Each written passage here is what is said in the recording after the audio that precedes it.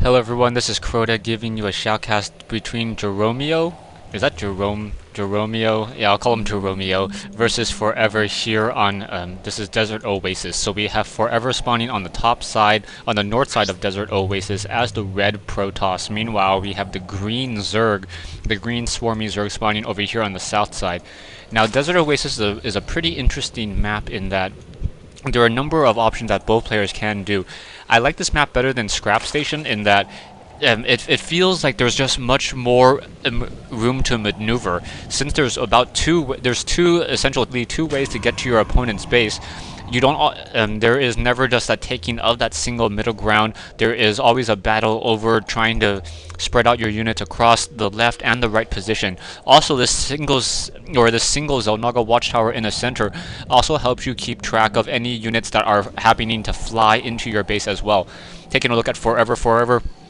Excuse me, using that chrono boost, getting a nexus on that front door, and now sending a probe over here. Perhaps the probe's going to do some scouting or try to set up some sort of proxy gateway, but it looks like he just really wants to make sure that there is no fast expansion hatchery coming down over here. So gonna go ahead and find out there is no fast expansion hatchery and also get a gateway by this pylon. Now out comes this drone, a drone and a probe now doing battle with each other. Probe down to 5 shields as that drone once again going to be pulling to the back. It looks like he was in fact trying to go for some sort of fast hatchery, but decided against it and now went for a spawning pool. So saved up almost up to 300 minerals and then decided against it and now trying to come back out. Jeromeoh now moving that single drone back out again. That drone I believe was down to, where was it? Yeah, Jerome with that single low hit point drone back over here and now getting the Vespian Geyser up and running. So Jerome also now moving back out with that drone. Once again, that probe ventured a little bit too far away and now that drone will in fact be able to set up that fast hatchery expansion that Jeromeoh really wanted to do earlier. So I think I'm going to call it Daisy the drone, just because everyone says that the drones, the worker bees or whatnot are usually all female. So I'll call her Daisy. So it's Peppy the probe now trying to stop the growth of Daisy the drone into a hatchery, but that hatchery will in fact get up and running without any real issue. However, Forever now putting up a proxy pylon, and that is either going to drop down a gateway or perhaps use that Cybernetics Core warp gate feature in order to deploy units straight into the battlefield. We'll see how that really works out. Still no army built by either side, so both players really using Desert Oasis in order to try to get some sort of tech advantage on their opponent. Taking a look, still we finally have 2 Zerglings out, and Jeromeoh now gonna go ahead and head out with those Zerglings. Doesn't know about this pylon sitting over here. Taking a look, gateway now producing a single zealot, and we have a probe standing by this Xel'Naga watchtower. Single Zerglings just doing a little bit of scouting and is in fact going to find this proxy pylon. As you saw, that whole entire shift click positioning, gonna go ahead and now take down this pylon. Pylon already down to 180 hit points, so 100 minerals lost forever. I hope you guys got that joke.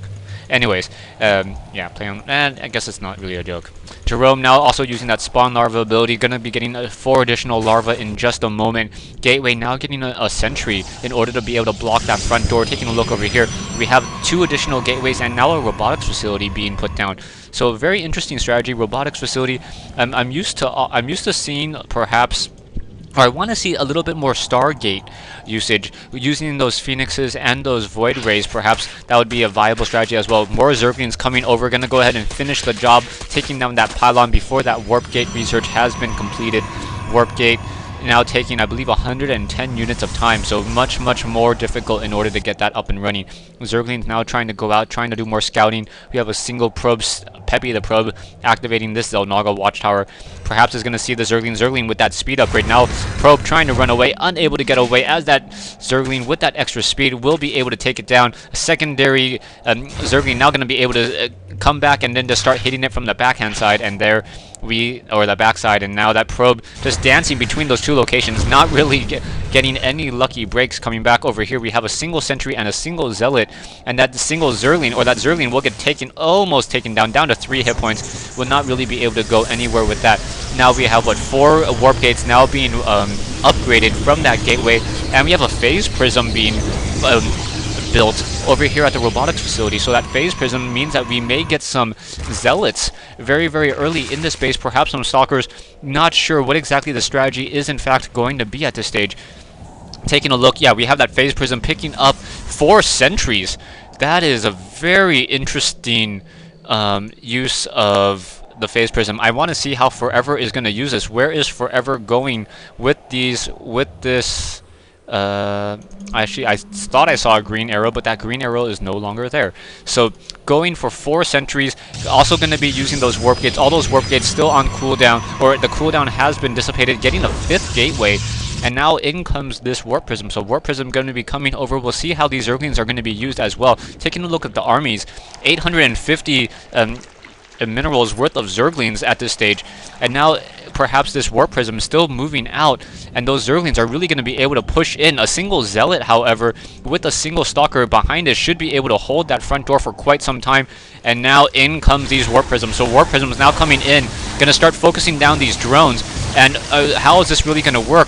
Going to try to focus down this Queen. Queen now trying to fight back a little bit using the nice use of Force Field. And wow, so now trying to fight back against those Zerglings. Zerglings trying to come back around, perhaps going to get more Force Fields. Yes, more Force Fields coming in. So wow, very nice use of Sentry, continuing the fight, getting more Force Fields in. That Warp Prism may consider trying to head over to towards that other side, or turn into the phase mode in order to be able to pick up. Oh, losing that last single sentry right there. So perhaps if it turned into phase mode, should have been able to drop down more units. Taking a look back over here, however, Hydralisk now running across that creep, and that Zealot did not get any kills, so Zerglings were not trying to come up that ramp. Now Hydralisk coming in, very nice micro, picking up and dropping those Zerglings, or those sentries very, very well. And now going to once again move back out with that Warp Prism. Warp Prism does in fact have that phase mode ability, which is probably what it should be using in order to get some additional reinforcements out there. Stalkers out here, or perhaps even some Zealots would be some great use. And Hydralisk now trying to come in, able to perhaps get a couple shots off on that Warp Prism. Warp Prism trying to fly away and able to stand over here. I never really realized that there was a ledge over here. I don't even know if it's possible to move onto this ledge or drop any units on this ledge, or even if it's within range for a siege tank. Stalkers and now sentries able to take down one of those units over here. And once again, we have the Warp Prism going to go ahead and drop in, try to do more harassment, taking down some more of these drones. And Zerglings now coming in, quickly being picked up back once again. Hydralisk moving very, very quickly on that creep. Hydralisk do not, in fact, have that upgrade. And now this Warp Prism just trying to fly back. Perhaps those Zerglings will be able to do something. Taking a look at the income. We have, what, 1,000 minerals being mined by Jeromeoh against 781 for Forever. Warp Prism now trying to come back up, and now perhaps going to try to take down more of these Zerglings. Quickly drop back down, and that Hydralisk unable to really chase down that unit. Zerglings moving around the map. Zerglings do not, in fact, have any upgrades. We do have a single Colossus, though. Do we have any additional Colossus being built? Yes, we do have more Colossus being built as well. So a single Warp Prism hanging over this destroyed command center, and we'll see how this is really going to work. Colossus able to do a fair amount of damage, trying to get some force fields off. And wow, that Colossus now going to head off to that high ground, able to finish off the rest of those Zerglings. Takes a look, and it looks as though no real units lost. Wow, no real units lost in that whole entire fight. Only, what, I think a couple of sentries perhaps, and that was...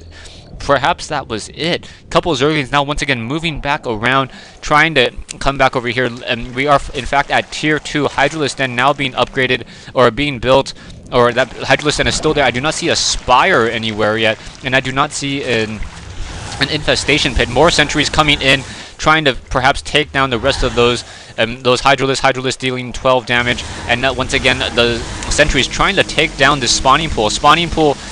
Very, very low on not low on hit points, as those Zerglings will once again be able to pick it back up. No real reason to spawn creep right next to a creep tumor, but perhaps that's been there for quite some time. Taking a look back over here, we have an Overlord sitting on this ledge, offering sight, seeing that there is in fact double gas, more Colossus being built. And that's all I really see. The robotics support bay over here now upgrading that tier, that extended thermal range for those Colossus. Those Colossus going to, in fact, have a range of 9 instead of a range of 6, enabling them to swipe down more Zerglings before they get in. Stalkers now being warped in as well. We'll see how this army, or how this fighting is really going to work out, as those Stalkers, with a range of 6, deal less damage to a Hydralisk than a Hydralisk does. We have a couple Mutalisks in the air, and now we have my timer going off. So stay tuned for part 2 of this replay between Forever and Jeromeoh here on Desert Oasis.